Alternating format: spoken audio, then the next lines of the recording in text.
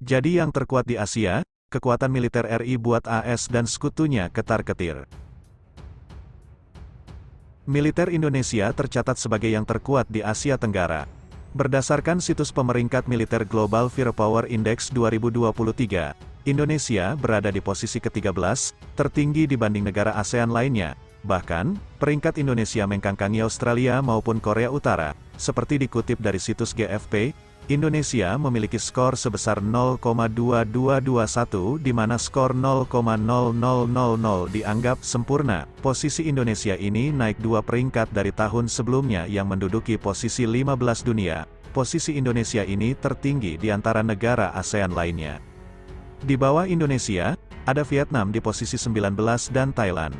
Sedangkan Singapura berada di posisi 29 dan Malaysia di urutan 42. Bahkan posisi Indonesia berada di atas Australia yang nangkring di posisi 16 dan Korea Utara, serta negara-negara yang maju dalam hal militer seperti misalnya Jerman yang ada di posisi 25. Menurut GFP, kekuatan militer Indonesia ditunjang oleh kekuatan finansial yang masuk dalam posisi 10 besar. Berdasarkan catatan GFP, nilai purchasing power parity Indonesia adalah 3.130.470 juta dolar Amerika Serikat, menempati posisi ke-7 dari 145 negara.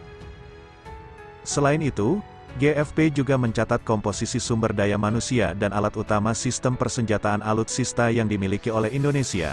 Menurut GFP, Indonesia memiliki 1.080.000 personel militer terdiri dari 40.000 personel Angkatan Udara, 300.000 personel Angkatan Darat, dan 75.000 personel Angkatan Laut.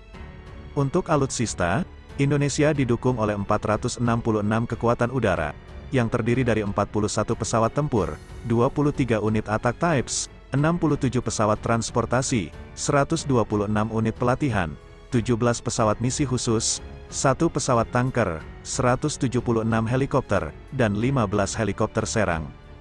Sementara di darat, dalam catatan GFP Indonesia memiliki 314 tank, 12.008 kendaraan lapis baja, 153 self-propelled artileri, 414 tower artileri, dan 63 proyektor roket.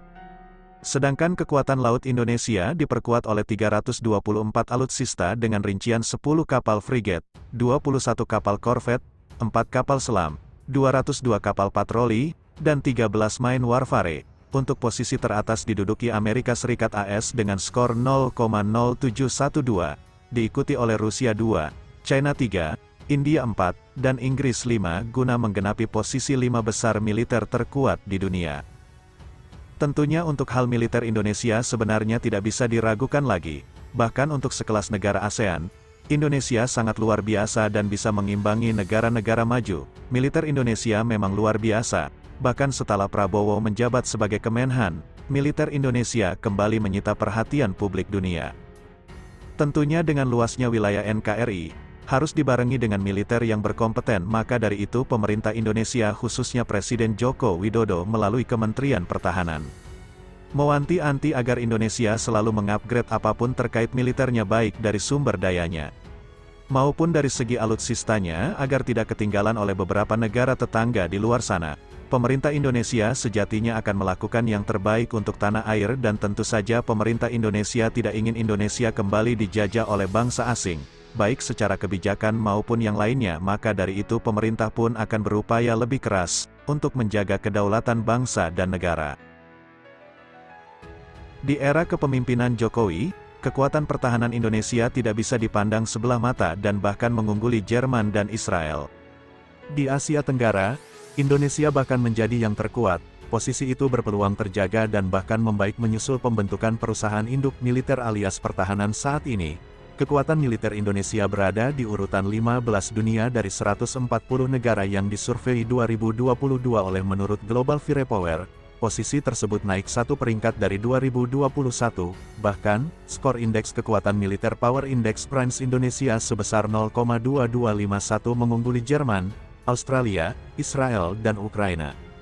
Sementara di kawasan ASEAN, Indonesia memiliki militer terkuat di antara negara lainnya. Vietnam mengejar dengan menempati urutan 28 dunia dengan nilai 0,4521. Kemudian, Thailand dengan skor 0,4581 yang menempatkan negara Gajah Putih bertengger di urutan 3 ASEAN dan 29 dunia selanjutnya. Myanmar dan Singapura berada di urutan 4 dan 5 militer terkuat di ASEAN. Di dunia, keduanya menempati urutan 39 dan 42, sementara negara tetangga Indonesia yaitu Malaysia dan Singapura bertengger di urutan 6 dan 7 ASEAN serta 42 dan 48 dunia. Kamboja dan Laos menempati urutan paling bontot di kawasan ASEAN. Berdasarkan data GFP, personel militer di tanah air tercatat sebanyak 1.080.000 jiwa dengan personel aktif sebesar 400.000 jiwa. Personel cadangan 400.000 jiwa, dan paramiliter sebanyak 280.000 jiwa. Kekuatan di darat Indonesia dilengkapi oleh 1.444 kendaraan lapis baja, 314 tank, 413 tower artileri, 153 self-propelled artileri, dan 63 peluncur roket. Sementara itu di udara, militer Indonesia diperkuat oleh 41 pesawat tempur, 23 pesawat penyerang khusus, 17 pesawat misi khusus, 172 helikopter, dan 15 helikopter serang. Kemudian di laut aset kekuatan Indonesia sebanyak 296 unit, yang terdiri dari 7 unit kapal fregat, 24 unit kapal korvet, 4 kapal selam, 181 kapal patroli, 11 unit main warfare.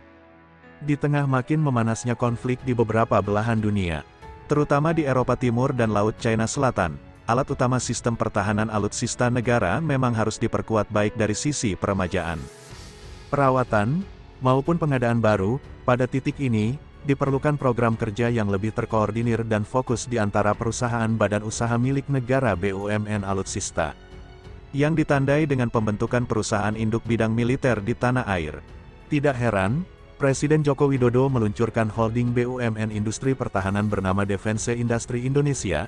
Keanggotaannya terdiri dari 5 BUMN industri pertahanan yaitu PT Land Industri sebagai induk, PT Pindad, PT Dirgantara Indonesia, PT PAL Indonesia dan PT Dahana.